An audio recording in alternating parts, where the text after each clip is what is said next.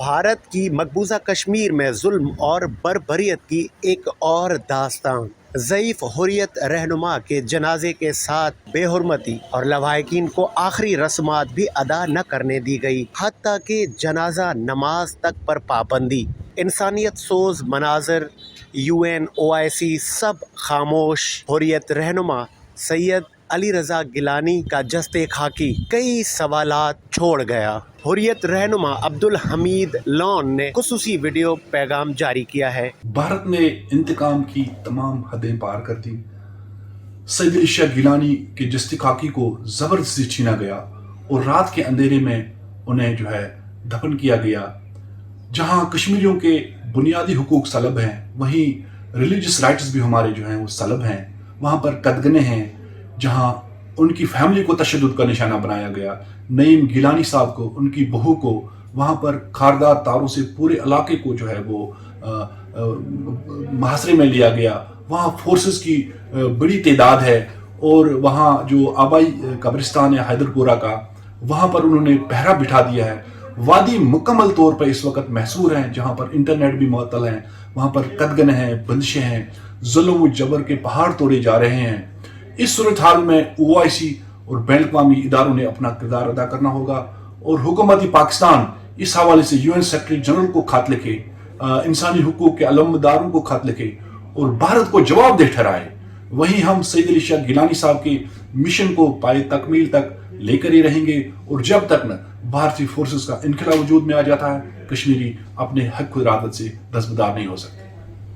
बिस्मिल्लाहिर्रहमानिर्रहीम। तुमसे है पाकिस्तान में खुश आमदीद। मैं हूं साजिद हुसैन। हमेशा की तरह मजबूत मुस्तहकम पाकिस्तान पर बात करने के लिए न सिर्फ पॉलिटिकल फोर्सेस के रहनुमाओं के साथ साथ दीगर शुभाचार जिंदगी से ताल्लुक रखने वाली शख्सियात से हम पूछते हैं कैसे मुल्क को मजबूत मुस्तहकम बनाना है। पाकिस्तान की मौजूदा सियासी सूरत हाल एक तरफ तो मकबूजा कश्मीर में जो हमने मजालिम देखे, मैं ज़ईफ़ हुर्रियत रहनुमा सैयद अली गिलानी की मैयत के साथ जिस तरह हिंदुत्वा की वो जो रविश और जो मोदी का मकरू चेहरा एक मरतबा फिर हमने देखा कि वो जो लवाहिकीन थे उनकी माओ बहनों बेटियों के साथ भारतीय फौज ने जिस तरह बदतमीजी की, जो आखिरी रसूमात थी वो तक अदा नहीं करने दी गई।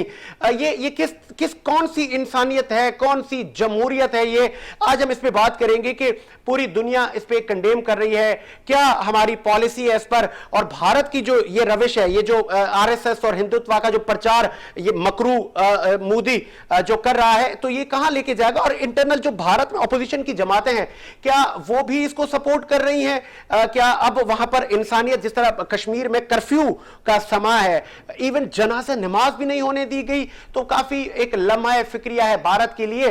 और अब एक नई रूह बर्पा होगी इन हुर्रियत रहनुमाओं में। इस अजीम कुर्बानी कहूं मैं, इसको अजीम शहादत कहूं या अजीम मर्तबे पर फायज हो गए।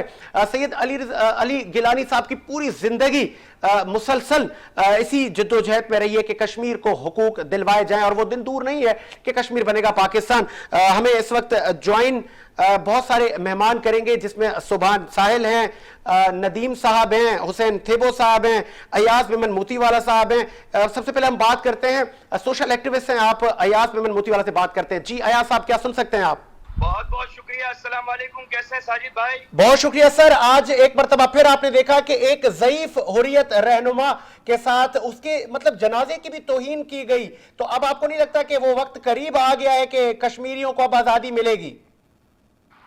भारतीय नाम नेहाद जो हुकूमत है, मोदी सरकार और उसके जितने भी हवारी हैं, जिन्होंने कश्मीरियों पर जुल्म की इंतहा कर दी और इन्होंने अफगानिस्तान में मुंह की खाई, यानी इनका जो प्लान था अफगानिस्तान के जरिए कश्मीर को और पाकिस्तान को किसी ना किसी तरह नुकसान पहुंचाने का, तो अल्लाह ताला के फजलो करम से जो अफगानिस्तान में तालिबान ने एक हफ्ते से कम वक्त में पूरे अफगानिस्तान पर फतह हासिल की, तो उनके कई बिलियन डॉलर अफगानिस्तान में जमी बोझ हो गए और उनको वहां पर मुंह की खाकर भागना पड़ा। ठीक है। अब पाकिस्तान जो कि हमारी ISI, हमारी पाक फौज अफगानिस्तान में इज्जत हासिल कर गई, दुनिया में यह बात फैल गई कि तालिबान की हुकूमत को राइज करवाने में और अफगानिस्तान से हिंदू किरदार अदा किया, ये हमारे लिए ब्रांड का मकाम रखता है, ठीक है, एक रिस्पेक्ट हो गई। तो इसी तरह से अब ये उम्मीद जाग गई है और इंडिया भी इस बात से वाकिफ है। वो हुर्रियत रहनुमा का जो जनाजा था, जो पाकिस्तानी परचम में लपेटा गया था, वो जबरदस्ती वहां से उनकी फैमिली और उनके चाहने वालों के दरमियान बंदूक के जोर पर वो जनाजा उनका ले जाकर कहीं दफन कर दिया, दफना दिया, और वो डरे हुए हैं कि कहीं पाकिस्तान का झंडा लब्बे क्या रसूल अल्लाह के नाम से अवामी सतह पर कश्मीर में न जमा हो जाए। अच्छा अयाज साहब, सोहेल शाहीन तालिबान रहनुमा ने भी बड़ी मजम्मत की है और कहा है कि मतलब कश्मीरियों को उनका राइट दिया जाए। तो आप देखते हैं कि अब तो मतलब अफगान तालिबान ने भी कश्मीर की तरफ कहें कि ये रुख है या ये शुरुआत इस स्टेटमेंट को कहें, और काफी गमो गुस्सा देखा जा रहा है। मैं आपसे यही कह रहा हूं कि कश्मीर को आप एक जमीन का टुकड़ा ना समझे। ये इस्लाम की बालादस्ती के लिए कश्मीर का आजाद होना बहुत जरूरी है। कश्मीरी जो कई सदियों से, कई दिहाइयों से जुल्मों ज्यादती, भारत और हिंदू नवाज उन जालिमों से जुल्म सहकर भी पाकिस्तान जिंदाबाद का नारा लगा रहे हैं, इस्लाम जिंदाबाद का नारा लगा रहे हैं, तो तालिबान और पाकिस्तानी मिलकर इंशाअल्लाह ताला अब भारत को यह डर सता रहा है कि कहीं जिस तरह अफगानिस्तान तालिबान ने आजाद कराया, ऐसे तालिबान और पाकिस्तान मिलकर कश्मीर को आजाद ना करा ले, तो वो इस तरह के प्रोपेगेंडे और इस तरह की जुल्मों ज्यादतियां करते रहते हैं और वो डरे हुए हैं। वो अपने अंदर अपनी जात में डर रखते हैं कि पूरे हिंदुस्तान के लिए वो तोहमत का मकाम आ जाएगा, वो दाग लग जाएगा जिस रोज कश्मीर में, मकबूजा कश्मीर में पाकिस्तान का झंडा लहराएगा। और इंशाल्लाह वो वक्त मुझे बहुत नजदीक लगता है कि जब मोदी को जिस तरह अफगानिस्तान में मुंह की खानी पड़ी, इसी तरह उसको इंशाअल्लाह ठीक है कश्मीर में मुंह की खानी ठीक है, पड़ेगी। ठीक है, कश्मीर इंशाअल्लाह ताला, ठीक है, लास्ट में, ठीक है, ठीक है, लास्ट में किन अल्फाज से आप नवाजेंगे नाम नेहाद जिस जमहूरियत का प्रचार करते हुए नजर आती है भारतीय गवर्नमेंट, स्पेशली मोदी सरकार, जो कहता है कि हम बहुत बड़ा एक डेमोक्रेटिक एक सिस्टम रखते हैं, हम जमहूरी मुल्क हैं, लेकिन जहां पर कश्मीरियों के जिस तरह तमाम वसाइल, तमाम उनके हुकूक को पामाल किया जा रहा है, तो किन अल्फाज से पर्टिकुलर नवाजेंगे उस नाम नेहाद जमहूरियत को? बस यही कहूंगा कि शैतानियत और फिरौन यजीद उनसे भी ये जालिम लोग हैं और ये वो जमहूरियत के नाम पर एक मखोटा होड़कर पूरी दुनिया को ये लोग बेवकूफ बना रहे हैं। और अब तो भारत में भारतीयों ने भी हिंदू राज और ये मोदी सरकार के खिलाफ जो जमहूरियत का ढोंग इन्होंने रचाया हुआ है, इसके खिलाफ आवाज बुलंद करना शुरू कर दिया। तो इंशाअल्लाह भारत में भी इंशाअल्लाह ताला जो आजादी की तहरीक है, वो इंशाअल्लाह ताला आने वाले वक्त में भारत के टुकड़े टुकड़े कर कर आजाद रियासतें बनाएंगे और उनमें हमारे 25 करोड़ मुसलमान जो भारत में है, उनका एक और अलग मुल्क भारत में होगा। और ये वक्त बताएगा कि मोदी और इसके जो हवारी हैं, उनको आने वाले वक्त में इनकी पॉलिसियों का ये खुमियाजा भुगतना पड़ेगा कि भारत में एक और पाकिस्तान होगा और इंशाअल्लाह कश्मीर भी आजाद होगा और इंशाअल्लाह ताला ये जालिम इसको नाबूद हो। चले, बहुत शुक्रिया अयाज मेमन मोतीवाला साहब, आपने अपना मौकिफ पेश किया। नदीम साहब ने ज्वाइन किया है पाकिस्तान तहरीक इंसाफ से। नदीम, आप सुन सकते हैं? जी, अस्सलाम वालेकुम। सबसे पहले तो आप साफी हजरात को और जितने भी दीगर जमात के मौजूद मेंबरान को मेरी तरफ से सबको सलाम। ठीक है, ठीक है, ठीक है। क्या क्या क्या क्या कहेंगे? वफाकी हुकूमत का क्या इस पे मौकिफ होगा कि जिस तरह भारत की फिर बर्बरियत सामने आई है? सबसे पहले तो मैं सलाम पेश करूंगा वजीर आजम पाकिस्तान इमरान खान साहब को कि आप तमाम साफी हजरात को और पूरे पाकिस्तान को पता है कि वो डट के खड़े हुए हैं इन जालिमों के और इन जाबिरों के खिलाफ।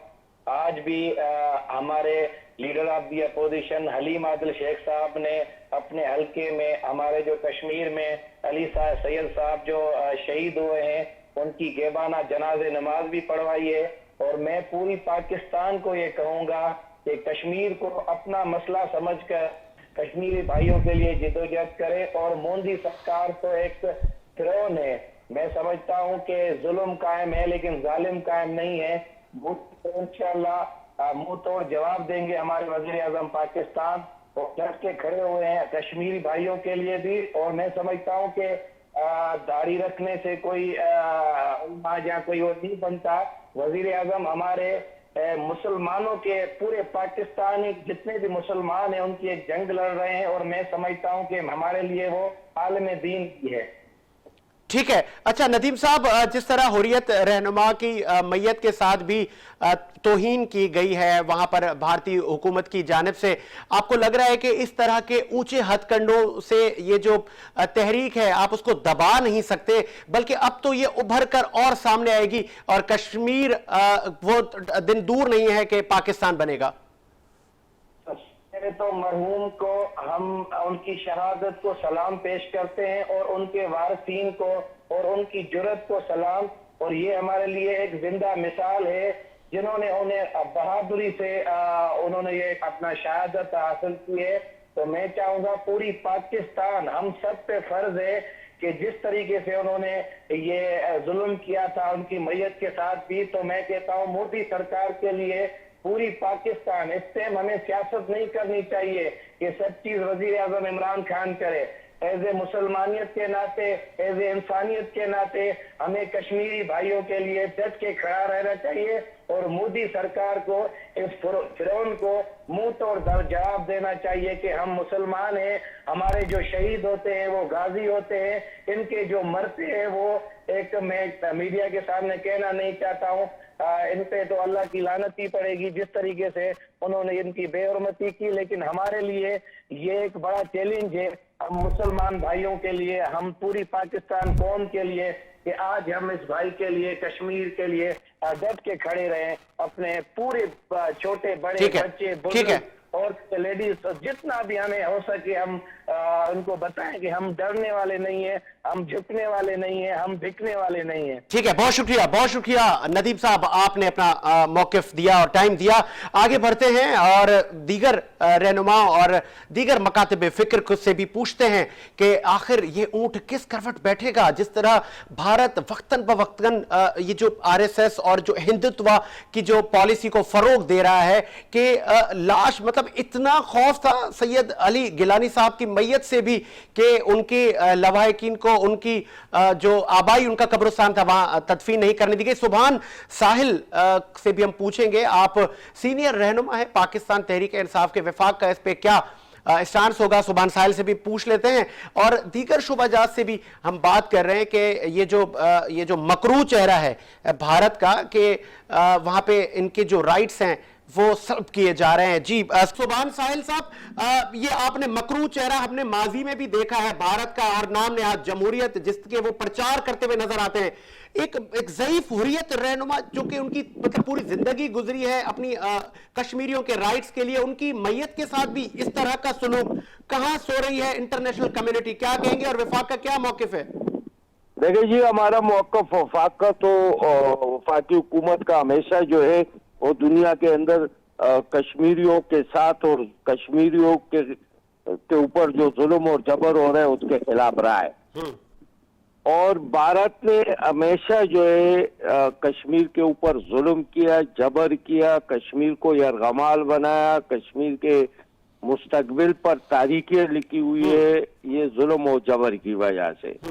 और जहां तक बुजुर्ग जिसने सारी जिंदगी कश्मीर की आज़ादी के लिए और भारत के जुल्म और जबर के खिलाफ आवाज उठाई और जिसका नारा था कि हम पाकिस्तानी हैं, पाकिस्तान हमारा है, ये कभी भी भारत को जो है ना ये नारा जो है हजम नहीं हो सका। कि जहां कश्मीर भारत के अंदर बैठ के एक हुर्रियत रहनुमा ये नारा लगाते लाखों के मजमे में कि मैं कश्मीरी और कश्मीर हमारा, तो यकीनन भारत को तो कभी भी ये बात हजम नहीं होगी। जहां तक इंटरनेशनल दुनिया है, जहां तक वो इंसानी हुकूक के अलमबरदार है, वो सालों से अरसे से जो है वो कश्मीर के जुल्म और जबर पर जो है खामोश बैठे हुए, उनकी आंखों की जो है ना बिनाइयां खत्म हो चुकी है इस हवाले से। तो उनसे तो ये उम्मीद रखना मेरे ख्याल से कि बेकार होगा, क्योंकि जी जिस अंदाज से वो खामोशी इख्तियार कर चुके हैं और जो जुल्म और जबर भारत की तरफ से कश्मीरी बहन भाइयों पर हो रहे, और जिस तरह कश्मीर को यरगमाल बनाया गया है, इंसानी हुकूक की वो तमाम तंजीमें, अगर किसी अमेरिका लंदन के अंदर कोई जानवर भी रोड पे मर जाता है तो उसके लिए ये मोमबत्तियां लेके रोडों पे निकल आ जाते हैं, लेकिन इनको कश्मीर की मजलूम बहनें, मजलूम माएँ, मजलूम बेटे नजर नहीं आ रहे।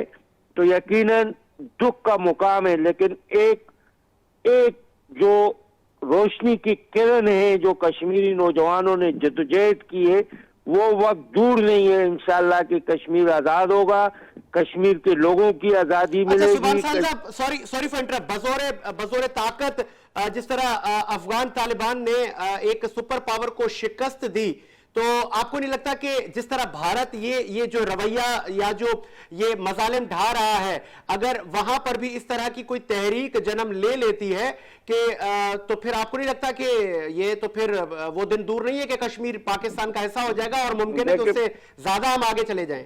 देखिए, मैं आपको एक बात बताऊं कि कश्मीर के अंदर जिस तरह कश्मीरी नौजवान अपनी आजादी के लिए जद्दोजहद कर रहे हैं, जिस अंदाज से वो कुर्बानियां दे रहे अपनी जानों की, अपनी मुस्तकबिल की, यकीनन ये मैसेज जो है ये पूरा मुस्लिम ममालिक के अंदर जा रहे हैं, और खास तौर पर पाकिस्तान में, खास तौर पर अफगानिस्तान में जो पड़ोसी ममालिक है, हैसियत एक मुसलमान भारत जिस अंदाज से उनकी आज़ादी को ख़त्म कर चुके हैं, उनको यरगमाल बना चुके, तो यकीनन ये दुनिया को सोचना चाहिए, बैनुल-अक़वामी क़ुव्वतों को सोचना चाहिए, अमेरिका को सोचना चाहिए, या अक़वाम मुत्तहिदा को सोचना चाहिए कि ये पैगाम जो पड़ोसी ममालिक में नौजवानों को मिल रहे जुल्म और जबर से, जो पड़ोसी ममालिक के अंदर उसका असर नौजवानों पे पड़ रहा है, तो यकीनन वो वक्त दूर नहीं है, ये नहीं रोक सकेंगे। फिर उस नौजवानों को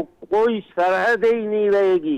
अगर ये जुल्म और जबर ये मजीद जारी रखेंगे तो फिर जो नौजवान हैं, जो मुसलमान नौजवान हैं और इस जुल्म और जबर को अरसे से देख रहे, और इसमें से जो बच्चे जो है ना पैदाइश के बाद पल कर जो जवान हो रहे और अपनी जानों की शहादत दे रहे, तो यकीनन उसका एक पैगाम पड़ोसी ममालिक में जरूर जा रहे हैं। और ये अक़वाम मुत्तहिदा को सोचना चाहिए, यही वक्त है कि अक़वाम मुत्तहिदा अपनी करारदादों के जरिए, जो करारदादें है अक़वाम मुत्तहिदा की, उस हिसाब से जो है ना कश्मीर के अंदर रेफरेंडम कराए, अपनी फौजें ला के कश्मीर के अंदर बैठा दे, कश्मीर के साथ जुल्म हो रहे, अगर ये बचा सकते तो इसी फैसलों से ये बचा सकते, वरना फिर ये आग जो है वो सिर्फ कश्मीर तक नहीं होगी और वो दूर तक जाएगी ये आग। और ये आज़ादी का नारा जो है ये भारत की गली गली से निकलेगा, और ये जो है बगावत की और आज़ादी की तहरीकें जो है फिर भारत की हर गली कूचे से निकलेगी,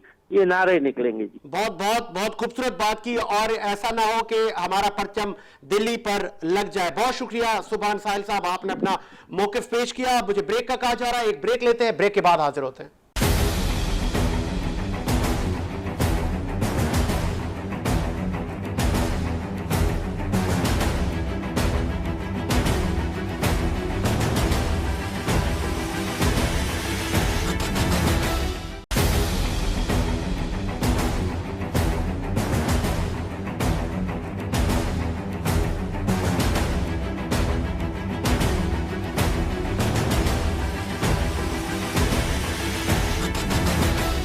ब्रेक के बाद खुश आमदीद प्रोग्राम को आगे बढ़ाते हैं, और सीनियर एंकर पर्सन हुसैन थिबो साहब ने ज्वाइन किया है।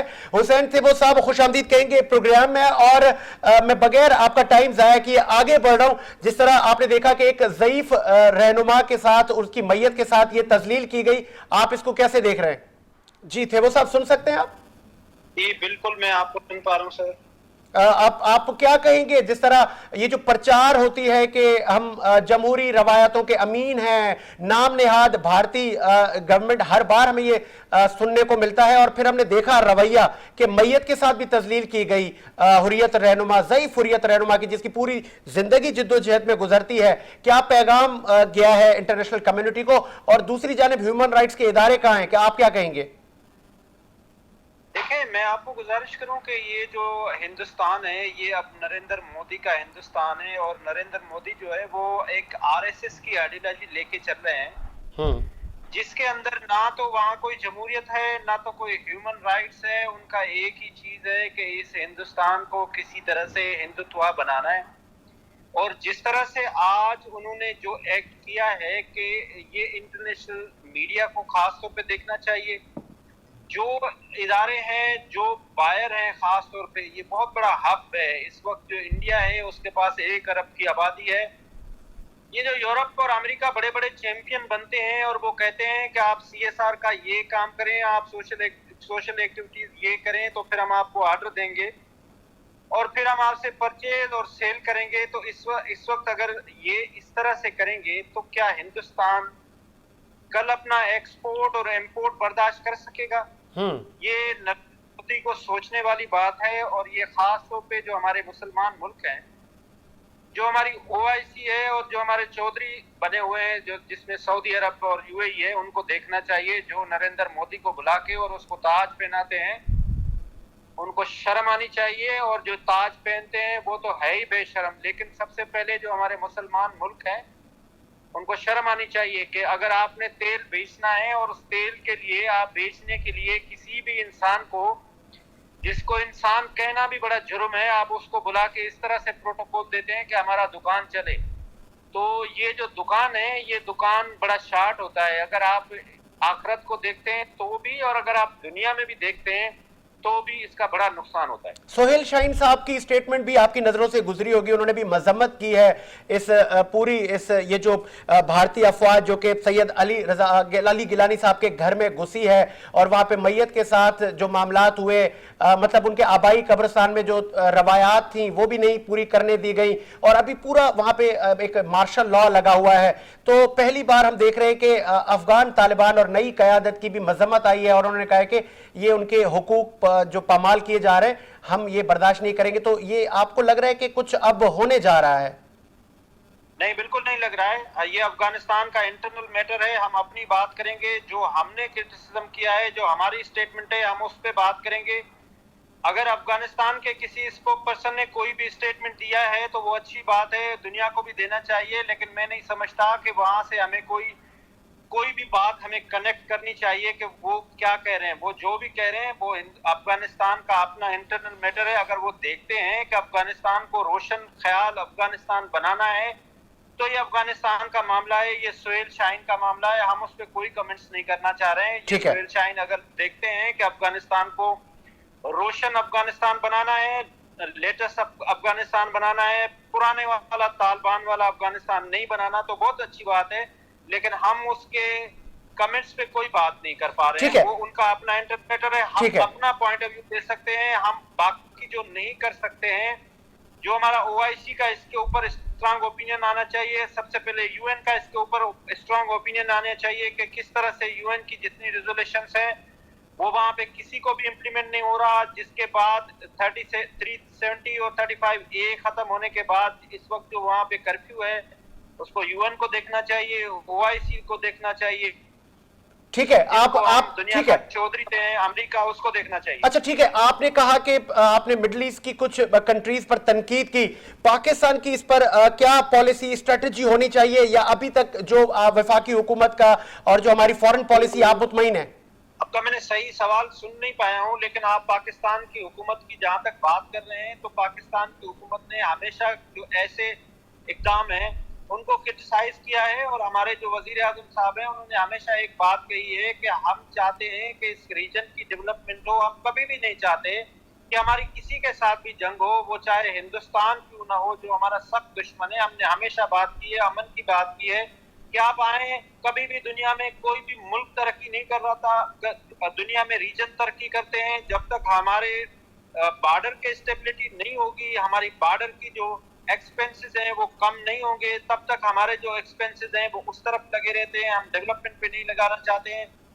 तो ये हिंदुस्तान को सोचना चाहिए कि इस वक्त जो पाकिस्तान ने उनको खुली ऑफर दी है कि आप किसी भी तरह से रीजन में पीस लाएं और अमन की बात करनी। ठीक है तो थेबो साहब, लास्ट में अपने तारीख से हम सबक सीखते हैं।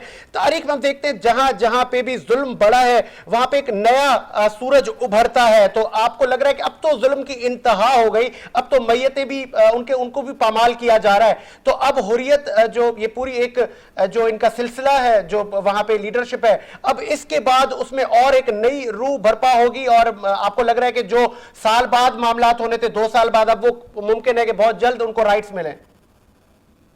इसमें मैं गुजारिश करूं कि जिस तरह से ये 370 और 35A खत्म किया गया था, उसके बाद महबूबा मुफ्ती और उमर अब्दुल्ला को जेल में रखा गया था और उसके बाद उनको जेल से निकाल के हालिया जो है वो मोदी साहब ने उनको मुंबई में बुलाया था और वहां पे मीटिंग की थी और उनको एश्योरेंस दिया था कि वो जो वहां लोग रह रहे हैं हम उनके राइट्स का प्रोटेक्शन करेंगे। तो ये प्रोटेक्शन है इस तरह से होता है, सबसे पहले जो कश्मीर में रहने वाले लोग हैं, खासतौर पे महबूबा मुफ्ती है, उमर अब्दुल्ला है, उनको सोचना चाहिए कि अगर इस तरह से ये हिंदुस्तान करेगा तो आप किस तरह से हिंदुस्तान का साथ देना चाहिए। उनको चाहिए कि वो ऐसे शहीदों के साथ खड़े हो जाएं जिनकी जनाजा नमाज पढ़ने के लिए भी हिंदुस्तान अलाउ नहीं कर रहा। तो इस तरह से अगर आप उनका साथ देंगे तो आप अपनी आखिरत और अपनी जिंदगी में तबाही और बर्बादी चाह रहे हैं। बहुत शुक्रिया हुसैन थेबो साहब, आपने अपना कीमती वक्त दिया, बहुत शुक्रिया। आगे बढ़ाते हैं प्रोग्राम को और दीगर मेहमानों से भी उनका मौकिफ लेते हैं, उनसे भी पूछते हैं कि ये जो भारत की रविश हम देख रहे हैं मुसलसल कि वो कश्मीरियों के हुकूक पामाल करता हमें नजर आता है। बात यहां तक आ गई कि एक बुजुर्ग हुर्रियत रहनुमा सैयद अली गिलानी की जनाजा नमाज भी नहीं होने दी गई और उन घर में घुसकर उनकी फैमिली के साथ भारतीय फौज ने जो रवैया रखा वो काबिले मजम्मत है और पूरी दुनिया इस पे कंडेम कर रही है। जी इस वक्त हमें ज्वाइन किया है पाकिस्तान पीपल्स पार्टी के आप नौजवान जी आले हैं मुस्तफा बलोच। मुस्तफा साहब खुश आमदीद कहेंगे, सुन सकते हैं आप? जी जी आवाज आ रही है। बहुत शुक्रिया मुस्तफा बलोच। भारत का एक मकरू चेहरा एक बार फिर पूरी दुनिया ने देखा कि ज़ईफ हुर्रियत रहनुमा की मैयत के साथ भी बेहुरमती की गई और वो जो तमाम रसूमात थी वो अदा ना करने दी गई, इवन जनाजे नमाज पे भी पाबंदी। आपको क्या लग रहा है, अब पूरी दुनिया की खामोशी ये काबिले मजम्मत नहीं है?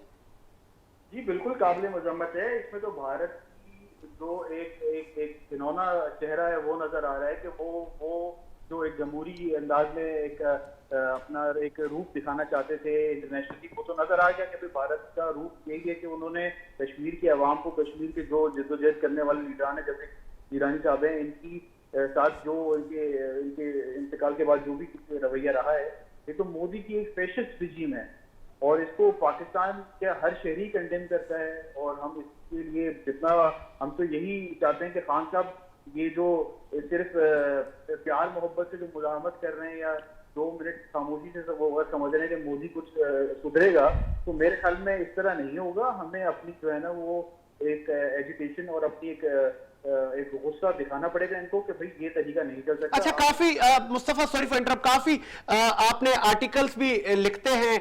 भारत ये जो हिंदुत्व और ये जो आरएसएस को फरोग दे रहा है, ये मोदी का जो मकरू चेहरा या जिस रविश पर भारतीय हुकूमत चल पड़ी है, तो जो इंटरनल मामलात हैं, दीगर वहां पर जो अपोजिशन की जमातें हैं वहां पर क्या सिचुएशन है, वो इसको कंडेम नहीं करते कि आप कहां लेकर जा रहे हैं भारत को? देखें वहां पे जो आरएसएस की जो फैशिस्ट एक जैसे इनका जो स्टेट है महाराष्ट्र का, वहां पे भी जिस तरह लोग परेशान है वहां के, जो क्योंकि इंडिया में भी कुछ हद तक लोग होंगे जो इस निजाम में फंसे हुए होंगे, हमें अंदाजा है। और ये जो किसी की जो एक हिंदुता और ये जो एक नेगेटिव सेंटिमेंट लेके आ रहे हैं, क्योंकि वहां पे आपके मुसलमान आबादी रहती है जो कि सेकंड लार्जेस्ट माइनॉरिटी है वहां पे, वो तो बिल्कुल ही फंसी हुई है वहां पे। वो भी एक तरीके से पाकिस्तान की तरफ देखती है कि भाई कहीं से पाकिस्तान को इंटरनेशनली कोई ऐसा रोल प्ले करे ताकि ये मोदी की जो है वो ऐसी की तैसी हो, मोदी से लोगों की जान छूटे। मोदी को तो देखे ना, अब कश्मीर में जिस तरह कश्मीर के लोगों के साथ जो हो रहा है हमें तो पता ही नहीं है। हमें तो ये भी नहीं पता कि वहां पे कोरोना की क्या सूरत हाल है, वहां पे सोशल मीडिया पे पाबंदी है, वहां पे मेन स्ट्रीम मीडिया पे पाबंदी है, कर्फ्यू का समय है मुस्तफा बलोच साहब, कर्फ्यू नाफिज है वहां पर। बिल्कुल कर्फ्यू नाफिज है और इस चीज को कितना टाइम हो गया है। और आप देखें ना, अंदाजा लगाएं कि किस तरह बेचारे हमारे कश्मीरी भाई बहन जो है वो किस तरह गुजारा कर रहे होंगे, किस तरह वो बाहर निकलने से जो है ना वो कासिर हैं, और वो हमारी तरफ देख रहे हैं, वो पाकिस्तान की तरफ देख रहे हैं। तो हमें इस पे मेरे ख्याल में सही सियासत नहीं करनी है, हमें इस पे स्टैंड लेना है। और एक मुसलमान होने चले, मैं आप ठीक है, आप भी पॉलिटिक्स के तालिबे इल्म हैं। मुझे याद है कि जुल्फकार अली भुट्टो साहब ने कहा था कि अगर मैं 1000 साल भी कश्मीर के हुकूक के लिए या कश्मीर की जंग हमें लड़नी पड़े तो हम लड़ेंगे। मौजूदा पाकिस्तान की वफाकी हुकूमत की पॉलिसीज किस तरह देख रहे हैं? वही जज्बा है, वही जुनून है कि कश्मीरियों को हुकूक दिलवाने हैं? वेरी ऑनेस्ट साजिद, सिर्फ जुबानी कलामी जज्बे की से काम नहीं चलेगा, सिर्फ पार्लियामेंट में स्पीच करने से तो काम नहीं चलेगा, सिर्फ टीपू सुल्तान की मिसालें देने से तो काम नहीं चलेगा। आपको टीपू सुल्तान सिर्फ बन के दिखाना पड़ेगा। खान साहब बड़ी बड़ी स्पीचेस तो कर देते हैं ऐसे इंटरनेशनल फोरम पे या पार्लियामेंट में, लेकिन उन चीजों पे स्टैंड नहीं लेते, फिर भूल जाते हैं कि कश्मीर के लोग जो उनकी तरफ देख रहे थे, जो पाकिस्तान की तरफ देख रहे थे, तो वो लोग वो आज यकीनन मायूस है होंगे हम कि भाई आज अगर पाकिस्तान जो है ना वो कोई अमली तौर पे स्टेप नहीं ले रहा उनके लिए, वो सिर्फ एक पार्लियामेंट में तकरीर कर देने से या हर जुम्मे के जुम्मे जो है ना वो 2 मिनट की खामोशी का एहतजाज करने से तो हल नहीं होगा। हमें मोदी एक जायंट है, एक इविल जायंट है, एक दहशतगर्द है। वो उस शख्स को डील करना आपको थोड़ा वक्त तो अपनी बजा कहा आपने कि ये दहशत गर्दाना सोच है, बजा कह रहे हैं आप, लेकिन ओआईसी और यूएन की कितनी रिस्पॉन्सिबिलिटी है और पूरी दुनिया में ह्यूमन राइट्स के जो अलमबरदार हैं उनकी कितनी जिम्मेदारी है? उनकी जो मुजरमाना खामोशी है उस पर क्या कहेंगे? देखिए, बिल्कुल यूनाइटेड नेशन का कोई अच्छा रोल नहीं रहा है इसमें पूरे प्रोसेस में, और इवन जो हमारे ह्यूमन राइट्स जो एक्टिविस्ट हैं और जितनी भी जो तंजीमें हैं या ऑर्गेनाइजेशन हैं, उन्होंने भी कोई रोल प्ले नहीं किया। सब खामोश है, जैसे कश्मीर में कुछ हुआ ही नहीं है, जैसे कश्मीर कोई दुनिया का हिस्सा ही नहीं है, जैसे कश्मीर में जो जुल्म हो रहा है वो सब झूठ है, कुछ है ही नहीं। तो इन्होंने भी बहुत डिसअपॉइंट किया इंटरनेशनल, और खासकर बाकी भी मुसलमान कंट्रीज है उनको भी अपना रोल प्ले करना चाहिए। देखिए, कश्मीर एक मुस्लिम एक पॉपुलेशन है, वहाँ पे मुसलमान आबादी रहती है जिनके साथ जुल्म हो रहा है। तो अगर आज पाकिस्तान, जैसे फलस्तीन में जुल्म हो रहा है, तो पाकिस्तान जब फलस्तीन में जुल्म होता है तो पाकिस्तान ने उसके लिए आवाज उठाती है, पाकिस्तान के लोग उसके लिए आवाज उठाते हैं। तो कश्मीर के लिए बाकी ममालिक क्यों आवाज नहीं उठाते? ठीक है, खामोशी, यूनाइटेड नेशन की भी खामोशी है, बड़ा अफसोसनाक। ठीक है, बहुत शुक्रिया मुस्तफा बलोच, आपने अपना मौकिफ पेश किया और तमामी मकातिब फिक्र से लेके वफाकी हुकूमत और सिविल सोसाइटी, जर्नलिस्ट, तमाम ही पूरी दुनिया के वो ममालिक जो अमन की बात करते हैं, जो पीस की बात करते हैं, वो कंडेम करते हमें नजर आते हैं। और अब इससे बढ़कर भारत का जो ये हिंदुत्व का जो ये चेहरा है, ये मकरू दहशतगर्द भरा चेहरा जो कि अक्सर हम मोदी की शक्ल में देखते हैं, तो इस पे कंडेम करने की हद तक अब मामला नहीं है, अब इस पे एक्शन लेना चाहिए। और इसके मैं अगर आसान कर दूं तो मोदी के कान खींचने चाहिए कि आप जिस जमहूरियत की बात करते हैं, जिस आप हुकूक की बात करते हैं, अब वो कहां है? आप किस तरह मैयतों की तजलील कर सकते हैं? किसने आपको ये हक दिया है? इसी उम्मीद के साथ कि कश्मीर बनेगा पाकिस्तान। साजिद हुसैन को इजाजत दीजिए, मुलाकात होगी नए प्रोग्राम के साथ। अल्लाह हाफिज।